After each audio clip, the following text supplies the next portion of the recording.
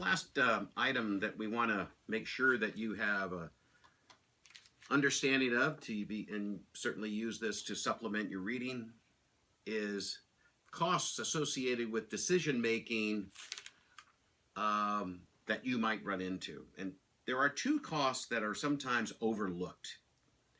And in a later chapter in this term, we will be getting into a discussion about relevant costs, irrelevant costs, and differential analysis. It's down the road, but I want to acquaint you with two types of costs that will become much more relevant when we get to that chapter. So I just want to put the bug in your ear at this point.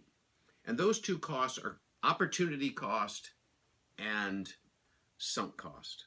A definition of a opportunity cost, as this slide indicates, is the potential benefit that is given up when you select one alternative versus the other. So in the example here, if you were not attending college, you could be earning $15,000 a year in a job. Your opportunity cost for attending college is then $15,000.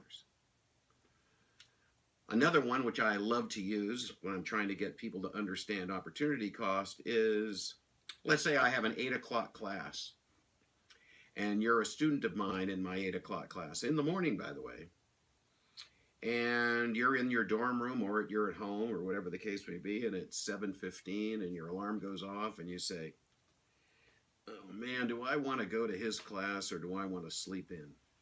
Because if you sleep in, you've missed a wonderful opportunity to sit in and listen to me for 50 minutes or an hour. But if you do come to my class, you give up an extra hour of sleep.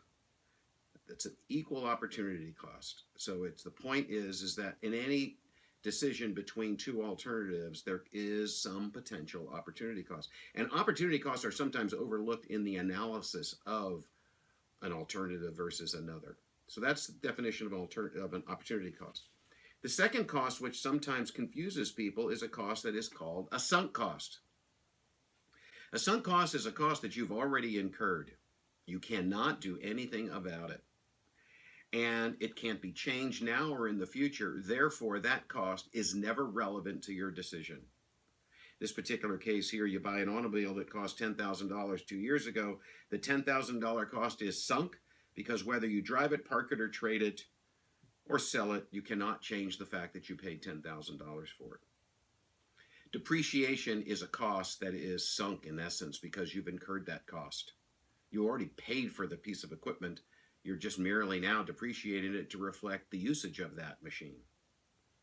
Or maybe one that's a little bit closer to home, you buy a share of stock for $100. One day you wake up and it's only selling for $80 a share. And you're saying, gosh, should I sell it or God, I've lost $20, but I paid $100 for it. Should I sell it? I paid $100 for it. I've lost $20. Well, guess what? The $100 is irrelevant. I know what you might think, wait a minute, I have an emotional tie to that $100, which everybody would, but it's over. You spent the $100. You should sell it at 80 only if you think it's going to go to 70 before it goes to 90. If you think it's going to go to 70, well, then maybe you should sell it at 80. But if you think it's going to go to 90 or get back up to 100, well, then by all means, you wouldn't sell it. The $100 is irrelevant to the decision. So a sunk cost is a cost that you've incurred, can't do anything about it, can't change it now, can't change it in the future. Always irrelevant to a decision.